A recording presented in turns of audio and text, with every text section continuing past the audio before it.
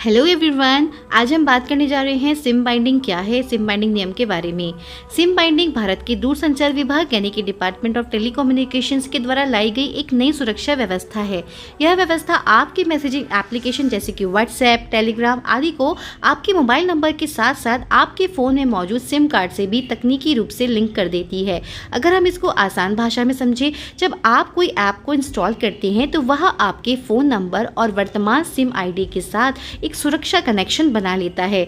यदि आप सिम बदलते हैं, मोबाइल नंबर बदलते हैं या उसी अकाउंट से किसी नए फ़ोन या डिवाइस में लॉगिन करने की कोशिश करते हैं तो ऐप इस सिम मिसमैच को पहचान लेगा। इसके परिणाम स्वरूप आपका अकाउंट ऑटोमेटिकली लॉग आउट या फिर ब्लॉक हो जाएगा जब तक कि आप नई सिम के माध्यम से दोबारा से वेरिफिकेशन प्रक्रिया को पूरी नहीं करते। सिम बाइंडिंग को लागू करने का मुख्य उद्देश्य क्या है? भारत सरकार ने इस नियम को डिजिटल सुरक्षा को मजबूत करने के लिए लागू किया है। इसके प्रमुख उद्देश्य निम्नलिखित हैं। पहला है धोखाधड़ी पर रोक। फर्जी, अनवेरिफाइड और डिस्पोजेबल यानी कि एक बार उपयोग करके फेंके जाने वाले नंबरों का उपयोग करके अकाउंट बनाने और धोखाधड़ी करने वाले अपराधियों पर नकेल कसना। नकेल कसना मतलब होता है उन पर कंट्रोल करना, उनको नियंत्रण में रखना। सेकंड है ओटीपी फ्रॉड और फिशिंग को रोकना। फिशिंग क्या होती है कि फिशिंग एक साइबर फ्रॉड होता है जिसमें जो फ्रॉड करता है या धोखेबाज है आपको फेक मैसेज, कॉल के थ्रू, ईमेल या लिंक भेजकर आपकी पर्सनल और फाइनेंशियल जानकारी चुराने की कोशिश करते हैं।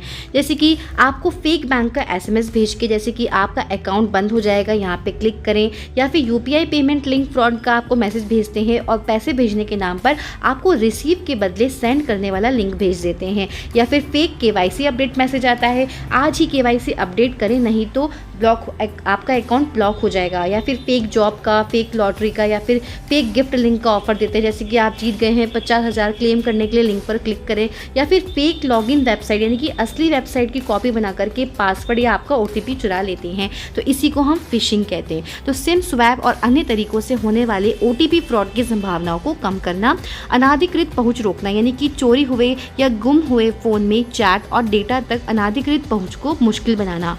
साइबर अपराधों की ट्रैकिंग की बात करें, आपराधिक गतिविधियों के लिए उपयोग किए जाने वाले खातों को अधिक प्रभावी ढंग से ट्रैक और ब्लॉक करना इसका उद्देश्य है। अब हम बात करते हैं कि सिम बाइंडिंग से आपके दैनिक उपयोग में क्या बदलाव आएगा। यह नियम यूजर्स के अनुभव को थोड़ा बदलेगा लेकिन सुरक्षा को काफ़ी बढ़ाएगा। सिम बाइंडिंग के बाद का प्रभाव, नया डिवाइस या फिर वेब लॉगिंग। हर नए डिवाइस यानी कि व्हाट्सएप, वेब या डेस्कटॉप सहित पर लॉगिंग के लिए सिम आधारित वेरिफिकेशन आवश्यक हो सकता है। सिम परिवर्तन की बात करें तो सिम कार्ड बदलते ही मैसेजिंग ऐप तुरंत सिम मिसमैच के कारण अकाउंट को लॉक कर देगा। अकाउंट को फिर से खोलने के लिए नई सिम से ओटीपी वेरिफिकेशन ज़रूरी होगा। चोरी या गुम हुआ फ़ोन की अगर हम बात करते हैं तो फ़ोन चोरी होने पर भी चोर आपकी चैट को आसानी से एक्सेस नहीं कर पाएगा क्योंकि सिम बदलने पर ऐप ब्लॉक हो जाएगा। फर्जी अकाउंट की बात करें तो फर्जी या अस्थायी नंबरों से अकाउंट बनाना लगभग असंभव हो जाएगा क्योंकि उन्हें स्थायी रूप से एक भौतिक सिम से बांधना होगा। यह नियम कब तक लागू होगा? तो पहले हम बात करते हैं जारीकर्ता की। तो भारत सरकार का दूरसंचार विभाग यानी कि डिपार्टमेंट ऑफ टेलीकम्युनिकेशन इसको जारी करेगा।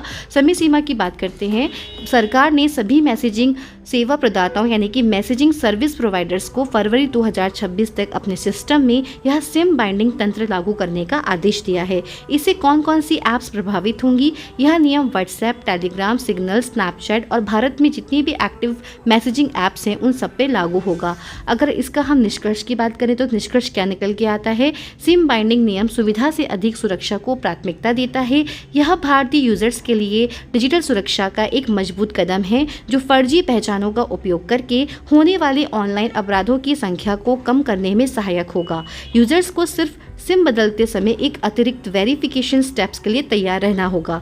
तो आज के लिए इतना ही, फिर मिलते हैं नेक्स्ट वीडियो में एक न्यू टॉपिक के साथ। और चैनल को सब्सक्राइब नहीं किया है तो सब्सक्राइब कर दीजिएगा।